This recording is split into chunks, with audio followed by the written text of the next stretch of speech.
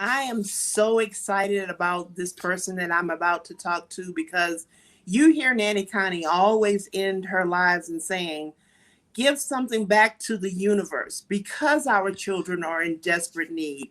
Well, here's someone who understands that our kids are in desperate need. And you need to understand it even more. It's just not some old woman sitting on the street corner blowing smoke up your dress tail. Oh, hell no, dog. We've got a story to tell and we're about to talk about it.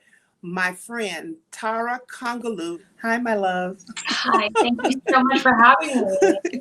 Oh, thank you. Thank you for showing up. I appreciate you taking time out of your morning and Thank your you. day to talk with me. So My thank you. pleasure. Thank you. As you just heard me say, giving something back to our kids is so important. I've been blessed to travel the world and see the needs. And no matter what language a child speaks, they all have the same need. They need that human touch. They need someone to care and have compassion. I appreciate you bringing light to this story because Yeah. kids need to have love and we need to do better as human beings, so thank you. Thank you. It's definitely an important topic, and I mean, kids are the future, and I think my job as a journalist, uh, has enabled me to witness life from different vantage point of people affected by different crises around the world, and really just see the humanity in all of that. Nanny Connie, I think it's so important for us, as we in the US go through the pandemic, the economic challenges, everything we're seeing on the streets right now, to not forget that, the humanity is what connects us no matter where we're from, no matter, what we're going through. And that's something that I always try to, capture in my work, but also to give back with my charity, Art of Hope, which we'll talk about. But I'm really glad that we're having this conversation because it's a very important one. It's truly important for us to teach values to our children Mhm. and understand. I think uh, because a child's on the other side of the world, we forget about these kids that are in need. And I think in the pandemic, and I talk about us going back to being the family again, getting that network back together. I think that it's important, and tell me your thoughts on how we can get our kids back to understanding, the food that we put on our table, and we have a table. Here we are complaining about our kids not being able to go to school, but there are kids who don't even have a school to go to or feel safe to go to school. I Yes. mean, that's a reality. Am I wrong with that? Yes, no, you are so right. You are so right. I mean, I just got back from Lebanon, and as your viewers may know, the country was hit by a devastating blast on August 4th that literally left more than 300,000 people homeless, right? And among them are children who, have nowhere to go. And, the school year is starting, and with COVID looming, I mean, these kids don't have that opportunity to even, see a classroom, right? Let alone decide if they want to go or do virtual, learning as our kids do in the US. And among them are, hundreds and thousands of refugees. So the point I'm trying to get at is, yes, this is the reality in many countries. And in this case, I talked about Lebanon, but I think parents have this enormous responsibility, but also opportunity to teach our kids empathy. And that's something I really want to focus on is Right. we can instill, empathy from a very early on. And you talked about values. And I think among these values, empathy, again, based on my experiences, seeing both sides, is key. Because when you grow up with empathy, kindness, generosity, humanity, all these good things come with it. And you are able to put yourself in the shoes of others without feeling guilty, and I don't want parents to, and my friends are parents and my colleagues, I don't want people to feel guilty Nanny Connie. We shouldn't feel guilty because we have food in our, on our table, or we have the opportunities that we have in our communities or in our cities. But we should take that knowledge and that opportunity to give back and channel it to empathy, and not only just teach that to our kids, but also channel it to ways to contribute to those who don't have.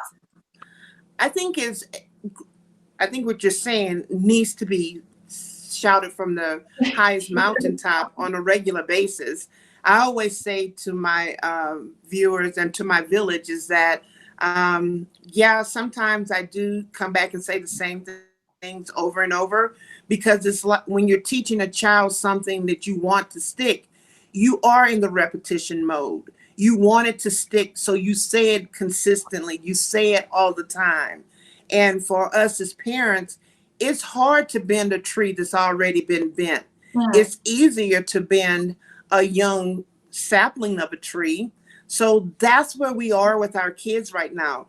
I say, look at the pandemic as being the opportunity to teach our children empathy, selflessness.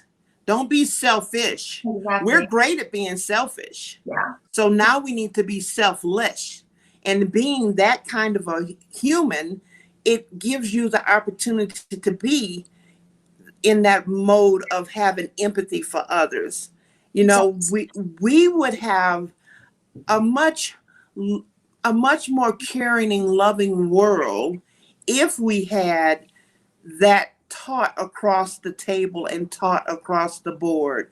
Somehow it's gotten lost. Yes. And it's really great to hear you talk about it, and the two of us chop it up a little bit, because our young children, it's a disconnect. Yeah. And it needs to be reconnected, and it's up to us to reconnect. I mean, because it affects their mental capacity to be able to function in the world. 100%. I think you nailed a point that is selfishness. I think in the US right now, we're coming, I'm not going to say coming out of a pandemic. I mean, we're still in a global pandemic, right? It's still a crisis, but we're at a point where kids have to go to school. People want to move on. Everybody's thinking about their own problems. Everybody's, is trying to figure it out. But I think in that, again, there's an opportunity to instill these little values of altruism, of learning about the others, of learning about kids who don't look like us, kids who don't sound like us, kids who live in a different place. So I really see this opportunity with parents to talk to their children about those who are less fortunate, and also think with themselves that, we are fortunate to even, have the opportunity to decide if we want to put our kid in a school or homeschool, and really take away this tendency of being selfish. I think another point I really want to make is, what we're talking about is not because we want to train, every single kid out there to be an aid worker or a humanitarian, exactly, or go save the world. That's not what we're talking about. But these values, these little values of kindness, of empathy, of awareness, these are values that would grow with the children into adulthood. I mean, this better than I. That's right. And so in years' time, we're going to have leaders, thought leaders, policymakers, movers and shakers who have these values. Yes, you're hitting the nail on the head. We have been so fast and quick that we have forgotten to settle down and show our children what really makes the world. Compassion, empathy, and it's a small word, but it's a strong and powerful word. For sure. And I want to pick up, on that thought.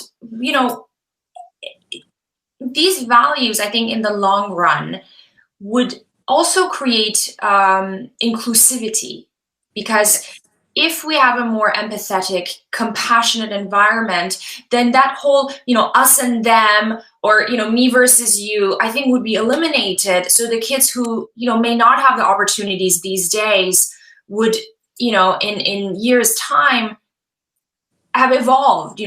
My point is these gaps, these wide gaps that we're seeing right now can be narrowed down, can be eliminated hopefully at some point when the leaders of tomorrow have these values and would ultimately help develop a more inclusive world. Tara, you know what it means? Yeah. It means that we have become so selfish. Yeah. We've taken the ball and gone home, Mm. as opposed to staying on the playing field and playing with everyone. And what have we gotten from that? A huge gap. Neighborhoods don't exist like they used to. Too many of us have stopped, and I need to be able to help you to have your voice and give power to Thank what you. you're saying, because you have a great message. Thank A you. great message. Exactly. We've got to become that melting pot again. We're not that melting pot. No, and not in any that's way. something I've seen in my work, my personal life, being an immigrant, and also, I decided to put a lot of my energy to bringing awareness to that. So I can't agree with you more. Yeah. And I think it's a global. This is a global issue, matter, not just yes. in the U.S. or. Yes. So I hear you have a book, but because of the pandemic, it's been a little delayed. Understand, but still greatness will happen. Don't worry. Greatness will happen. Thank you. Thank you. So it's like I said, I'm an immigrant. I'm Iranian American, and as many of your viewers, may have heard, Iran is often in the news for everything political and many times negative. But growing up in Iran, I thought, why not tell the stories of everyday Iranian people? This is a country of 80 million. Much of the population is quite young, and their dreams, aspirations, hopes, it's all the same as those of us in the US and elsewhere in the world, and that was sort of the bigger message that I wanted to draw, is that, what, guys, yes, there are political issues everywhere. There are challenges everywhere, but fundamentally, it's the people's stories that matter. You cannot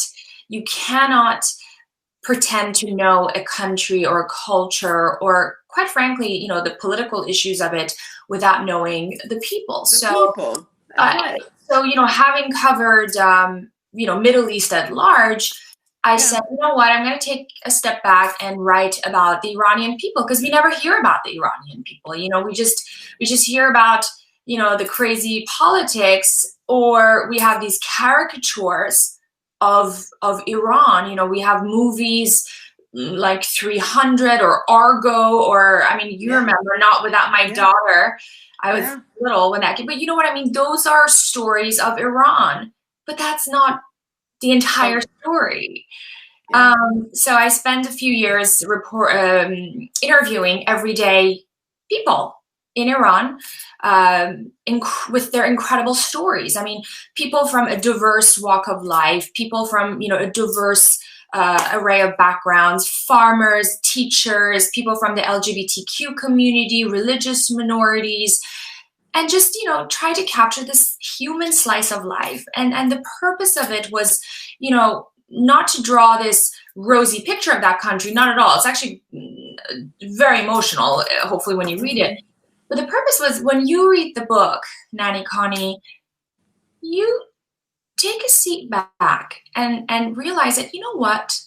That mother's worries and concerns for her two sons is the same that I had when I was raising my daughter.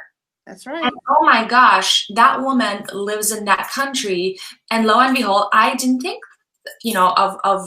of her that way before. It's to build these bridges between people who are only told to think about each other in a singular way. And I think this goes back to our overall conversation, which is as we raise our kids, let's give them this global outlook to go and learn about other people, to go and find answers about other cultures and other countries and other religions and other ethnicities, because knowing that would allow them to grow without fear, would allow them to grow with empathy, would allow them to grow with compassion. And that just comes from knowing and learning, because not knowing creates the fear. Not knowing is to be ignorant. Yeah. And there's a lot of that, because a lot of people want to say, oh, no, I know. No, you don't know. You Exactly. can't know if you have only lived within the bubble and never traveled outside of that bubble. Again, I give great praise to my job because it's given me the opportunity to understand exactly what you're saying. Every mother has the same wishes, hopes, dreams, and fears for their child. Every parent. Yeah. And we need to understand that. And we can't understand that if we only keep the blinders on for the area that we're in. Yes. And to act out of fear is to act out in a negative way sometimes. So you need to understand and see where people are coming from. I talk to my families all the time about learning a second language. When you learn a second language, you don't dismiss a person. You get more involved into their world, into their life, and you see what their dreams and their aspirations are. And then you also see yourself in there. Yes. So this is so important, sweetheart. What you're doing, don't stop. Carry that torch, because there needs to be more of you. And I'm hoping that this conversation that we're having will spark more people to sit down and have a social studies class with their child around the dinner table. Yes. That's where we need to go back to. Yes. We need to understand the pandemic, yes, it's terrible, but we need to find the good in it, and the good is our family. Yes. That's where we need to start. Definitely. I'm going to share this with you because I am a writer. Speaking of these conversations with families, learning a second language is, of course, incredible. You know, I'm fully bilingual in Farsi and English, and that allows me to think in two different ways. By the way, my book is called The Heartbeat of Iran. Yeah. And I was going to give you that at the end to say, tell us the name of your book so we know what to look for. The book was supposed to be out in May.